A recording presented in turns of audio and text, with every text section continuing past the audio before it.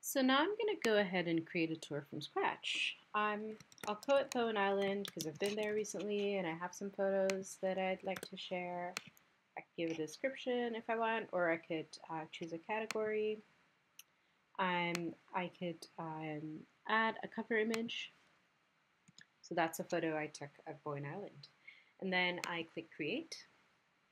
When I create the tour, I can add scenes from the bottom left. To get a scene, you can look for a city, a landmark, a street address. So I'll look for my favorite ice cream place in Bowen Island, and that would be exactly where the scene that I like. Yeah, that's a lovely view of the pier there. And if I move it around and I'm happy with the scene, I can click on Add Scene. And if I'm not, I can zoom in and out and I can move this little guy around the map to get a better view. So I can give it a title, perhaps Snug Cove, and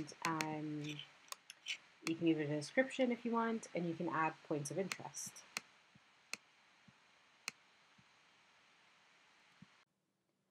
I can add a point of interest there, because I know I have another view of Snug Cove, so I can write that. And upload my image. I could also upload voice if I want. Yeah, that's the view. Great. I could resize this image if I don't want it to appear too large. And then I'll move the scene around. I could add more points of interest if I want. So I'll add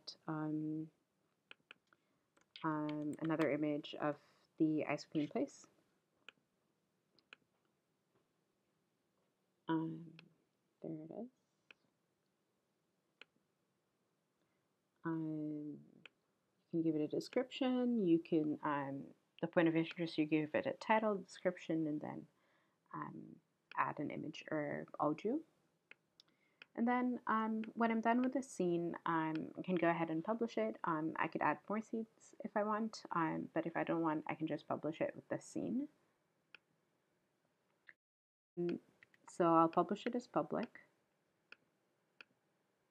And I can share the link with anyone I want, and I could view the tour on my phone or iPad or on the computer.